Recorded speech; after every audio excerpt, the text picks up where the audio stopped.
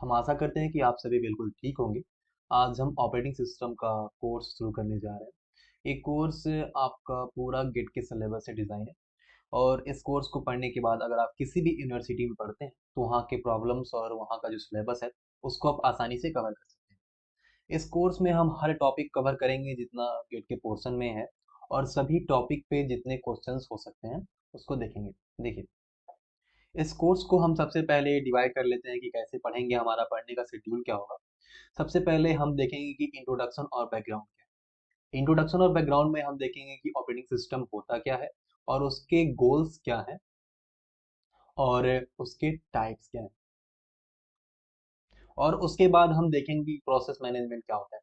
Process management में basically हम देखेंगे कि प्रोसेस क्या होता है, कंप्यूटर सिस्टम में प्रोसेस कैसे वर्क करता है और प्रोसेस के कौन कौन से स्टेट होते हैं और कैसे कोई भी प्रोसेस एग्जीक्यूट कैसे होता है, सारी चीजों को हम इससे देखेंगे। ये जो कोर्स बेसिकली डिजाइन होगा सब कुछ ऑपरेटिंग सिस्टम से रिलेटेड जितना कुछ हो सकता है सभी चीजों को हम देखेंगे।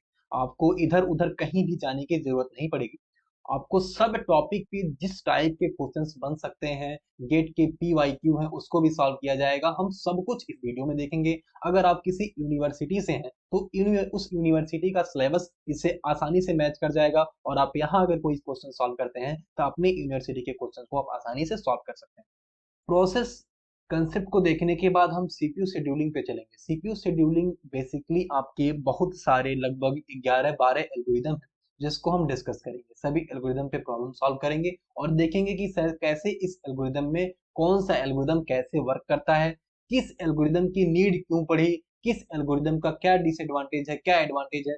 सारी चीजों को हम बिल्कुल आराम तरीके से, आसान तरीका से डिस्कस करेंगे और सभी चीजें आपको समझ आती रहेंगी।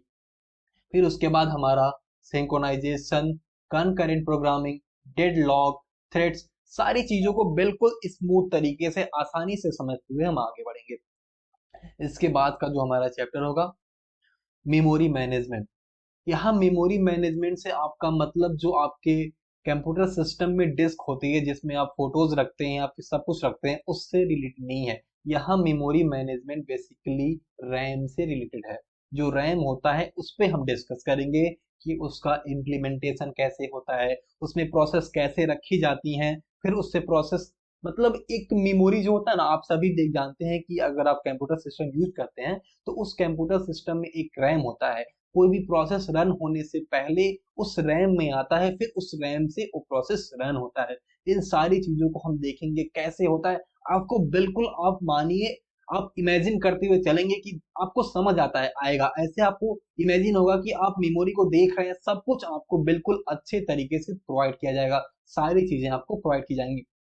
उसके बाद हम देखेंगे कि रैम बनता कैसे है। फिर मेमोरी मैनेजमेंट टेक्निक्स, अलग अलग मेमोरी मैनेजमेंट टेक्निक्स हैं। जैसे कि अब देखिए मेमोरी मैनेजमेंट टेक्निक क्या होता है। मेमोरी मैनेजमेंट टेक्निक बेसिकली है कि अगर आपके पास कोई मेमोरी दिया गया है तो इसमें प्रोसेस को कैसे रखा जाए, कैसे किस एड्रेस पे कैसे रखा जाए, फिर कौन सा प्रोसेस कैसे काम करना है।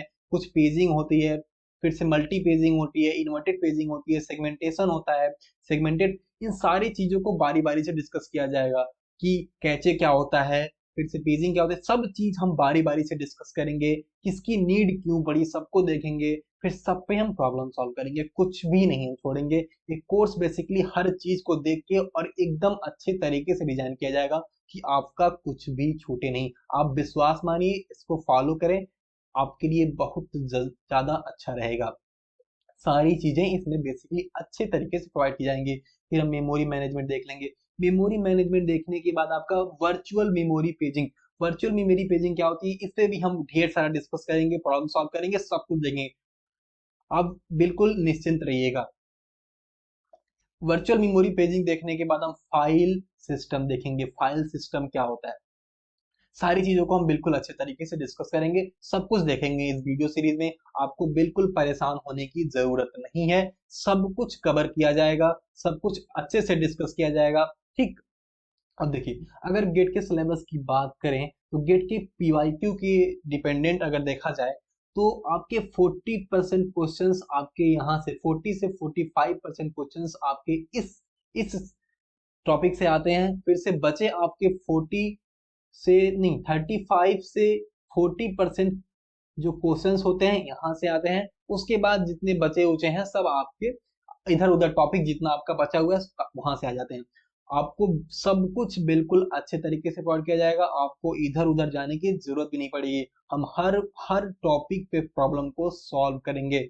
बिल्कुल आप विश्वास मानिए और आराम से आप प्रोसेस को आगे बढ़ाइए। जैसे हम प्रोसेस मैनेजमेंट सिस्टम को शुरू करेंगे वैसे ही आप इस लेक्चर सीरीज को आगे बढ़ते रहिए। और देखिए ध्यान दीजिए, अगर आप कोई भी टॉपिक पढ़ते हैं, कोई भी टॉपिक पढ़ते हैं, अगर आप ये नोट तो आपको मिल ही जाएगा, लेकिन नोट की बात अलग है। अगर आप खुद का नोट्स बनाते हैं तो आपके लिए काफी ज्यादा बेनिफिशियल होगा, काफी ज्यादा आपके लिए फायदा होगा। उसके अलावा अगर आप ये भी कर सकते हैं कि इसके नोट्स को ले लीजिए और नोट्स को लेने के बाद आप इसे एक टाइम पढ़ने के बाद उसे शाम में या सुबह आप एक बार इसे रिवाइज कर लें, हल्का फुल्का की पॉइंट को लिख के आप रिवाइज करें, जिससे आपको सारी चीजें दिमाग में एकदम फिट हो जाएंगी। और इसे आप रिवाइज करते रहिए, आप वीडियो को बिल्कुल ध्यान से समझिएगा, सब कुछ आपको बिल्कुल ब्रीफ आसानी से समझाया जाएगा। ठीक, अब देखिए, अगर आपको इन वीडियो से कुछ समझ नहीं आता है तो आप अगर चाहें कोई बुक फॉलो करना, तो आपको यहाँ हम 3 बुक का रिकमेंड करेंगे। सबसे अच्छा बुक गैल्विन की बुक होती है, जिसपे एक डायनासोरस डायनासोरस का फिगर होता है, रेड या पिंक कलर की बुक होती है। इसे आप फॉलो कर सकते हैं। फॉलो करने का मतलब ये है कि अगर आपको वीडियोस में कुछ समझ नहीं आती है तो आप पीछे जाके उस बुक में देख सकते हैं और आसानी से समझ सकते हैं। हालांकि हम कोशिश बिल्कुल 100% कोशिश करेंगे कि आपको सभी चीजें बिल्कुल आसानी तरह से समझाई जाएं, कुछ भी ऐसा ना हो। एक ऐसा लिस्ट बनना चाहिए कि आपको सब कुछ एक ही जगह इसमें मिल जाए, कोई भी दिक्कत ना हो, कहीं कोई जाने की जरूरत ना पड़े। हर टॉपिक पे प्रॉब्लम होगा, हर टॉपिक पे प्रॉब्लम को सॉल्व किया जाएगा और बिल्कुल कंसेप्ट को आपको बिल्कुल क्लियर किया जाएगा। ठीक, अब देखिए, इसके बाद आप इस बुक को फॉलो कर सकते हैं, modern operating system by as tenon बनी। या फिर इसको बुक फॉलो करने की जरूरत नहीं है कि आपको, ऐसा तो नहीं है कि आप पढ़ने बैठे हैं तो आप 400 पेज है तो एक ही सब्जेक्ट आपके पास थोड़ी है कि एक ही सब्जेक्ट पढ़ते रहेंगे 400 पेज। ऐसे नहीं करना होता है, आप इसके नोट्स को फॉलो कीजिएगा। अगर कोई टॉपिक बाई चांस आपको समझ नहीं आता है तो उस टॉपिक के लिए आप बुक में जाके पढ़ सकते हैं, लेकिन हम कोशिश करेंगे कि आपको पूरा का पूरा टॉपिक बिल्कुल अच्छे तरीके से समझाया जाए। आप, अगर आपको क्वेश्चंस सॉल्व करने का मन है तो आप, कई सारे वेबसाइट हैं, जैसे आपका गेट ओवरफ्लो है, गेट ओवरफ्लो पे आप जाके ढेर सारे क्वेश्चन सॉल्व कर सकते हैं, या फिर बुक से क्वेश्चन सॉल्व कर सकते हैं।